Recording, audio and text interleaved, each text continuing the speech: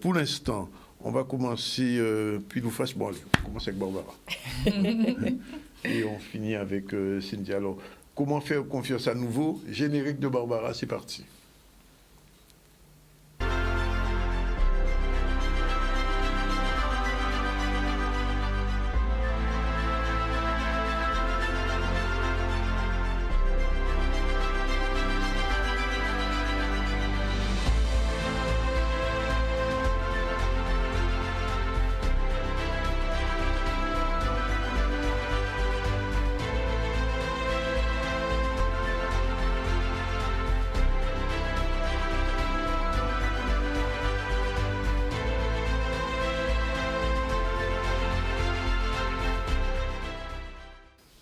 On a toujours plaisir à recevoir Barbara, puisqu'elle nous propose toujours des sujets intéressants. Comment faire confiance à nouveau? Qu'est-ce que c'est, Barbara? Explication. Eh bien, écoute, c'était pour répondre, Danick. Alors, avant tout, bonjour, téléspectateurs. J'espère que vous allez bien.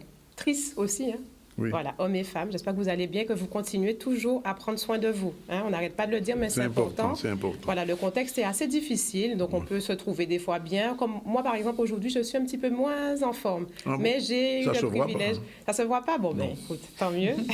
En tout cas, j'ai eu le privilège de partager quelques techniques avec Cynthia, qui va vous parler tout à l'heure. Oui. Et c'est vrai que ça m'a déjà, ne serait-ce que rebooster de l'avoir si joliment apprêté. Et puis, très dynamique. Tout à l'heure, on va parler de ça.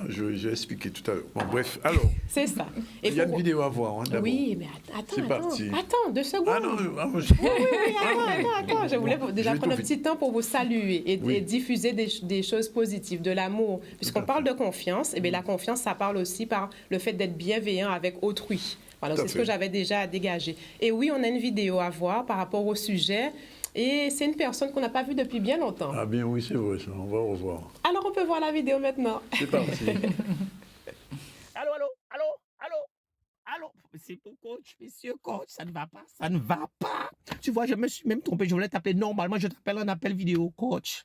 J'ai plus confiance aux gens, ni en ma chérie, ni les gens, j'ai l'impression qu'ils se servent de moi et me piquent mes idées. J'ai plus confiance en personne, coach. J'ai besoin de toi, il n'y a que toi qui pourras me sauver. Sauve-moi, coach, enlève-moi de ce gouffre. Ah, coach, sauvez-moi. J'ai plus confiance dans les gens. Non, c'est fini. Bien, Robert, on n'a pas vu. Alors, il a plus confiance. Qu'est-ce qui se passe? C'est ça. Bon, alors, petit clin d'œil à Robert, hein, vous l'aurez compris, Pascal, qu'on n'avait pas vu depuis un petit moment. Donc, petit clin d'œil et coucou à toi, Pascal. Et c'est vrai que c'est un sujet aussi. C'était pour répondre à une demande d'un téléspectateur, d'ailleurs, qui avait appelé en direct sur le plateau quand on avait fait le sujet de l'ego. Et aussi, plusieurs demandes que je peux avoir de followers, dont une en particulier, sur ce sujet-là. Ben, j'arrive plus à faire confiance. J'arrive plus à faire confiance aux autres. J'ai déjà été tellement blessée. Comment faire pour faire confiance? Parce que pour le coup, ça me bloque dans mes relations. Voilà, donc j'imagine que chacun de nous, ici sur ce plateau, on peut être concerné de loin ou de près par rapport à cette problématique. Cynthia, on échangeait rapidement tout à l'heure hors antenne, où tu disais que tu peux avoir tendance des fois peut-être à fuir. Oui, alors en fait... on parlait de dépendance affective aussi tout à l'heure. Donc oui, à partir du moment où parfois je sens de l'affect, ben je fuis parce que je veux garder mon indépendance justement. Et cette indépendance, c'est l'indépendance affective. Tout à fait. Et c'est un sujet d'ailleurs que nous allons aborder plus longuement. Donc la dépendance, l'indépendance affective lors d'un débat prochainement à suivre.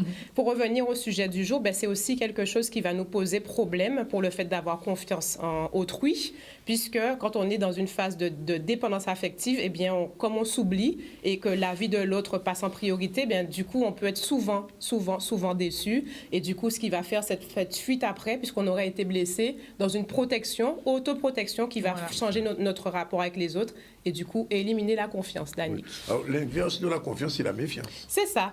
Est-ce que, pendant que tu parles de méfiance, voyons rapidement les petites définitions, comme j'aime si bien le faire, hein, pour qu'on puisse bien savoir de quoi on parle. Donc, quand on est sur la confiance, donc la confiance, c'est l'assurance, hardiesse, le courage qui vient de la conscience de la valeur que l'on a de soi, de sa chance. Alors déjà, on va parler de confiance par rapport à soi. C'est pour ça que j'ai pris cette définition.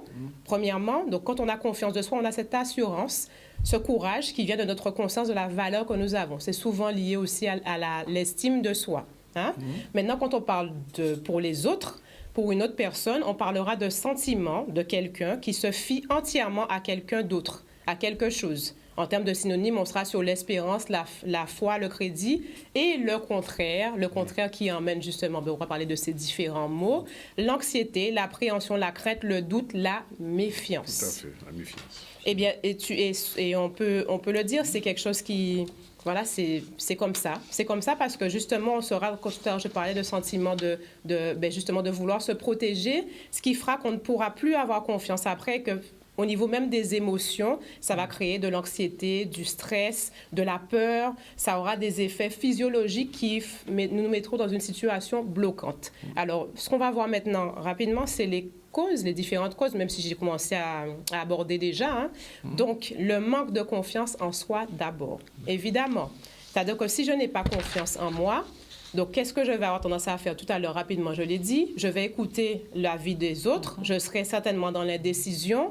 Je ferai passer l'avis des autres avant moi. Ouais. Du coup, je serai aussi une proie facile. Une proie facile pour pouvoir justement me faire influencer. Tout à fait. Et quand je me fais influencer, eh bien, évidemment, après, le résultat, c'est un dysfonctionnement avec moi-même, avec les autres, et du coup, je ne suis pas bien. Je ne suis pas bien, je suis blessée, je me protège, et puis on retourne ce cercle vicieux qui nous emmène aux expériences, les expériences traumatiques du passé, c'est-à-dire qu'on aura des traumas, on aura été blessé, on aura été choqué et autres, hein, des chocs qui vont faire que ce sera bloquant pour ensuite aller vers l'autre. Les blessures de l'âme sont aussi une cause. Hein, quand je parle des blessures de l'âme, on sera sur la trahison, l'injustice. Tout à l'heure, on a vu le témoignage de Robert. Hein. Oui. Bon, là, il est en mode... on sent qu'il est en plein dans les émotions, le haut des émotions, même si, voilà, c'est de l'humour aussi. En même temps, c'est important de mettre une petite touche d'humour, même si le sujet est très important. Et pour le coup, quand on est dans cette dimension où on se sent trahi et on est vraiment sur de l'injustice, eh bien, ce sera bloquant, encore plus bloquant quand il s'agit de blessures que l'âme aura gardées. Parce que ça parle aussi de notre passé, des choses que nous avons ancrées, qui sont restées et qui vont rejaillir parce que ça fait aussi des croyances limitantes. C'est-à-dire qu'à chaque fois que je vis une situation, on en a parlé dans une précédente chronique, dès que je vis une situation qui m'a fait mal, mon cerveau, mon corps, voilà, enregistre, et du coup, je vais me mettre à reproduire le même schéma et les mêmes actions, même si pourtant la situation que je vois n'est plus la même. Alors ensuite, l'enfance douloureuse, évidemment, quand on a une enfance difficile avec des situations complexes, eh bien, forcément, pareil, comme je viens de le dire, hein, on va se souvenir des événements où là, c'était pas confortable, j'ai eu mal, je veux pas. Donc, même si c'est pas ce qui se passe en réalité, ça va être bloquant pour moi. Et puis, les émotions, j'en ai parlé. Oui, bien sûr. Pour terminer, mais il y en a plein d'autres, hein, l'absence de limites posées aux autres. Quand je ne pose pas de limites aux autres, eh bien, forcément, je suis déçue, puisque voilà, les choses que les autres me feront, puisque la meilleure personne qui peut savoir ce qui est beau pour moi, c'est moi-même. Oui. Et comme je ne pose pas de limites, du coup, les autres vont empiéter sur mon territoire, mon jardin, il y a aucun rentrer en jardin, moi. Et du coup, après, ça va emmener des déceptions qui feront que, après, je suis déçue. Ah, on n'a pas fait confiance à tout le monde. N'est-ce pas? Et du coup, là, quand je dis ça, je suis carrément dans une croyance limitante dans la généralisation. Et la généralisation, c'est un ennemi. Est-ce qu'on peut refaire confiance? Comment faire? Bien sûr, on peut refaire confiance. Il y a une méthode? Bien sûr. Alors, bien entendu, tout dépend, encore une fois. Quand on est dans les blessures de l'âme, c'est quelque chose qui est ancré, c'est profond. Hein? Donc, selon la difficulté qu'on peut avoir, bien sûr, il y a le développement personnel, mais on peut aussi choisir de se faire accompagner par un professionnel, que ce soit psychiatre, en fonction de s'il y a une pathologie ou autre, psychothérapeute ou encore coach, tout simplement, puisque s'il y a des choses qu'on peut étudier selon la sensibilité du coach, pour accompagner justement la personne à sortir de ses blessures progressivement, de façon à pouvoir déjà regagner confiance en soi. Parce que quand on a eu des blessures, eh bien, il y a la culpabilité, il y a le sentiment aussi, il y a le manque d'amour qui s'installe, le manque de compréhension et de bienveillance envers soi. Donc, on peut déjà aussi se dire, je vais me faire accompagner. Je peux me faire accompagner. Et ensuite, on va voir en quelques astuces, quelques techniques à l'écran pour nous aider. Donc, je parlais de la confiance en soi. C'est la base de tout. Si je me fais confiance, si je regagne confiance en moi, puisque ce n'est pas quelque chose qui reste... voilà, la confiance évolue en fonction de nos cycles de vie, de l'âge, des expériences que nous avons, mais toujours avoir un travail que je réalise personnellement pour maintenir une bonne confiance en moi. Apprendre de la hauteur, tout simplement. Je parle beaucoup de silence, de prise de hauteur, mais ça aide physiologiquement quand je prends ce temps où je respire, à prendre de la hauteur et à relativiser par rapport à une situation qui va se présenter. Tout à l'heure, Danick, tu as vu quand on a parlé de la généralisation. Mais ça aussi, c'est un piège. Oui. Quand je dis généralisation, c'est cette façon de dire, ben, quand on dit généralisation, on mettra toujours devant jamais ou toujours. Oui. Ah, et de toute façon, c'est toujours le même bitin là. Oui, oui. C'est toujours pareil. Rien pas à changer. Rien pas à changer. Ah, on me trahit toujours. Ah, c'est tout. Voilà. Quand on est dans ça, on est vraiment dans quelque chose qui est ancré, où on met ce fameux toujours. Donc, je généralise une situation qui est unique. Chaque situation est unique. Donc, ça aide justement à se dire, quand je ne généralise pas, je sors aussi des croyances limitantes. On peut se fier, ça c'est aussi important, parce que le cerveau a besoin de concret.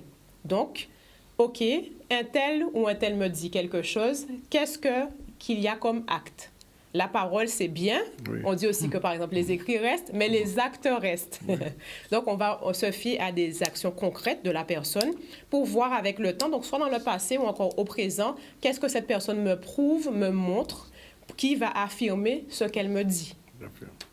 Alors, ensuite, ce qui va être aussi important, c'est, on va poursuivre, c'est d'arriver, en fait, à se mettre à la place de l'autre. Pourquoi? Alors, on ne va pas s'oublier, hein? Il ne faut pas s'oublier. Mais selon toi, pourquoi ça va être important de se mettre à la place de l'autre, Danick? Pour essayer de voir un peu comment l'autre aurait agi si j'étais à sa place. Exactement. Oui. C'est aussi bête que ça, même si on peut ne pas... Dans la situation, hein, quand on est surtout affecté, que les émotions jouent, on a tendance à avoir du mal à le faire. Mais c'est la meilleure façon aussi de prendre de la hauteur et puis d'arriver aussi à comprendre l'autre et à relativiser, du coup, à faire preuve de bienveillance. Oui, tout à fait. Voilà. Ensuite, on peut se livrer. C'est important aussi, même si c'est difficile, je vois Cynthia hocher de la tête. Se livrer, mais pas trop, oui. Savoir doser. On a parlé du fait de doser ce que je donne, mais ça parle de l'amour que j'ai envers moi. Je peux me livrer, puisque aussi nous sommes des êtres relationnels, nous avons besoin d'être en communion avec les autres, mais je vais quand même doser et savoir ce que je dis, ce que je donne. J'ai mon jardin secret que je dois préserver. Je vais aussi veiller à accorder le bénéfice du doute à l'autre, puisque chaque situation est unique. Même si une personne, par exemple, m'a blessée, je saurais effectivement mieux me protéger en faisant tout un travail, hein, puisque premièrement, quand on est blessé, hein, on sait déjà ce qui sort, la colère, la tristesse, ce mélange d'émotions, mais je vais pouvoir quand même me dire, bien, voilà, cette personne s'est excusée, elle m'a demandé pardon, voyons ce que ça peut apporter. J'accorde le bénéfice du doute tout en me protégeant. Et puis, comme je l'ai dit, je reviens à la boucle est bouclée, mais je peux aussi me faire accompagner. Voilà, c'est pas en soi, c'est possible par des professionnels. Je peux me faire accompagner pour, à nouveau, croire en l'amour. On a vu, il a parlé notamment de sa chérie qui fait plus confiance. C'est encore plus compliqué quand c'est dans le domaine sentimental parce que là, ça touche aussi aux sentiments, ça touche l'amour. On sait comment, hein, ça peut rendre malade, n'est-ce pas? N'est-ce pas? Donc, c'est une bonne maladie où ça dépend comment on se positionne. Mais c'est vrai qu'on peut se faire accompagner pour, à nouveau, faire confiance. Puisqu'on a besoin tous d'amour. Je conclurai avec ça, Dani. Juste une dernière question. Et comment agit le coach dans ces cas-là? Eh bien, le coach, justement, ce qu'il va faire, c'est qu'il va accompagner la personne à travailler sous ses blessures de l'âme, arriver à travailler avec elle. Donc, en fonction du coach, on peut travailler aussi sur l'enfant intérieur, puisque nous avons tous encore cet enfant en nous, hein, qui est caché ou non, tout dépend comment on l'assume. Le coach va pouvoir aussi accompagner la personne à gagner en confiance, à maintenir un équilibre en termes de confiance, avec des actions concrètes, hein, que la personne elle-même aura trouvées avec l'appui du coach. Le coach peut accompagner justement dans la mise en place d'actions pérennes par la suite, donc que ce soit sous le volet sentimental, professionnel, amical, familial, en aidant aussi au démarrage, j'aurais dû commencer par ça, par la conscientisation. Puisque souvent, quand on est dans des croyances limitantes, c'est que les choses sont ancrées, comme je disais, et on a besoin de prendre le temps et de comprendre. À tes souhaits, mon cher Danick. Mes souhaits. Et la vérité, comme disait ma mère. Voilà, la vérité. Bien. Voilà, Danick. Bon, on se retrouve la semaine prochaine. Tout à fait. On prépare le débat. C'est ça, le débat sur le sujet. Je prépare encore un autre programme, puisqu'on on aura des choses sympathiques à proposer.